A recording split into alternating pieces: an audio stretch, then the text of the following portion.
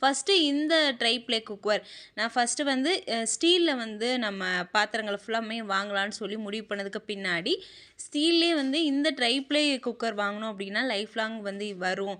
இது வந்து அடி கனமாக இருக்கும், நம்மளுக்கு அடிக்கடி அடி பிடிக்காது ஸ்டீல் மாதிரி அப்படின்னு சொல்லி தெரிஞ்சதுக்கு பின்னாடி ட்ரை ப்ளே வந்து நான் வந்து சூஸ் பண்ணேன். ஃபஸ்ட்டு வந்து இந்த கடாய் வாங்கினேன், அதுக்கப்புறம் இந்த 2 கடாயும் ஃப்ரை பேனும் சேர்ந்த மாதிரி வாங்கினேன். 4 லிட்டரில் வந்து பெரிய சைஸ் இருக்கிறது. இது பார்த்தீங்கன்னா 3 லிட்டர், அதுக்கு பக்கத்தில் இருக்கிறது 1.5 லிட்டர் இருக்கும். இது பார்த்தீங்கன்னா பொரியல் பண்ணுறது கூட்டு பண்ணுறதுக்குலாம் ரொம்ப வசதியாக இருக்குது. இந்த 2மே வந்து போதுமான அளவு இருக்குது பொரியல் கூட்டு பண்ணுறதுக்கு. அதனால் இந்த 2மே வந்து பொரியல் கூட்டுக்காக மட்டுமே வந்து ஒதுக்கியாச்சு. அதுக்கப்புறம் கொஞ்சமாக குழம்பு வைக்கிறதா இருந்தால் கூட இந்த கடாயில் நம்ம வைக்கலாம். ரொம்ப ஈஸியாக இருக்கும், ரொம்ப கழுவுறதுக்கு இதுக்கெலாம் ரொம்ப வசதியாக இருக்கும். இது ஒன் டைம் வாங்கிட்டோம் அப்படின்னா நம்ம லைஃப் லாங் வச்சுக்கலாம். நம்ம ஒரு குக்வேரில் வந்து நம்ம என்ன குக்வேர் வாங்குறதுன்னு கொஞ்சம் கன்ஃபியூஸ் இருந்துச்சுன்னா கொஞ்சம் வெயிட் பண்ணி காஸ்ட்லியாக தான் இருக்கும் மற்ற பிராண்டை விட. பிராண்டில் இந்த கடாய் சொல்கிறேன், கடாயோட மெட்டீரியல் ஸ்டீல், அதுக்கப்புறம் இந்த ஐயம் பாத்திரம் அதெல்லாம் விட இந்த ட்ரை ப்ளே வந்து கொஞ்சம் காஸ்ட்லியாக இருக்கும். ஆனால் லைஃப் லாங் வந்து நம்ம வச்சுக்கலாம், நம்ம யூஸ் பண்ணுறதுக்கு ரொம்ப வசதியாக இருக்கும். நம்ம வைக்கிற கூட்டு, பொரியல், சாம்பார், மீன் குழம்பு இது எல்லாத்துக்குமே வந்து ரொம்ப வசதியாக இருக்கும். அதனால தான் வந்து ட்ரை ப்ளேயில் வந்து நீங்கள் சூஸ் பண்ணி வாங்கும்போது பெஸ்ட்டாக இருக்கும். நீங்கள் அதில் சாதாரணமாக வாங்குகிற கடாயில் ஒரு 4 கடாய் வாங்குறீங்கன்னா இதில் ஒரு கடாய் வந்து பெஸ்ட்டாக வாங்கி வச்சுக்கிட்டீங்க அப்படின்னா ரொம்ப சூப்பராக இருக்கும்.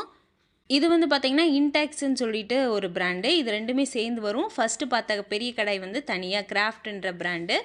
இப்போ பார்த்தீங்கன்னா மற்ற பொருட்கள் எல்லாமே நான் எந்த அளவுக்கு வச்சுருக்கேன்றதை காமிக்கிறேன். இது 3மே வந்து பேசிக்காக வந்து பொரியல் பண்ணுறதுக்காக நான் வாங்கினது. ட்ரை ப்ளேயில் இருக்கிறது இது மட்டும்தான்.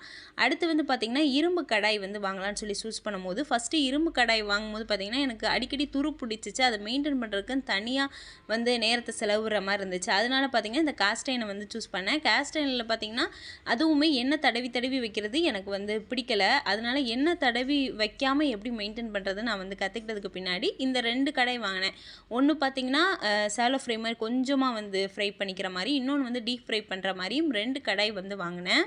இதை வந்து பார்த்திங்கன்னா எண்ணெய் தடவி வைக்காமல் எந்த மாதிரி வச்சுருக்கேன் அப்படின்னு பார்த்தீங்கன்னா ஃபஸ்ட்டு வந்து பார்த்திங்கன்னா நல்லா பொரிக்கிற ஐட்டங்களாக வந்து பொரித்து எடுத்துகிட்டு அதுக்கப்புறம் பார்த்திங்கன்னா ஈரம் இல்லாமல் பார்த்துக்கிறணும். ஒன்று இந்த மாதிரி கடாயில் அடுப்பில் வச்சு சூடு பண்ணி எடுத்துடணும் அந்த ஈரத்தை.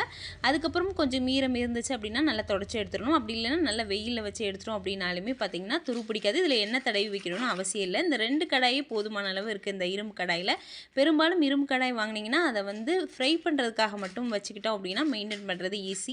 அதுக்கப்புறம் பார்த்திங்கன்னா தோசைக்கல், சப்பாத்தி கல் இதெல்லாம் பார்த்திங்கன்னா ஃபஸ்ட்டெல்லாம் ஒரு 4 வருஷத்துக்கு முன்னாடி தான். அதுக்கு அப்புறம்லாம் வந்து இரும்பு கடாயே வந்து யூஸ் பண்ணிட்டேன். ஃபஸ்ட்டெல்லாம் வந்து நான்ஸ்டிக் தான் யூஸ் பண்ணிகிட்டு இருந்தேன். அது வந்து ஒரு 6 மந்த் இருக்கும். அதுக்கப்புறம் அதில் இருக்கிற கோட்டிங் போயிடுச்சுன்னா வராது. அதுக்கப்புறம் இந்த கடாய் வந்து வாங்கினதுனால எனக்கு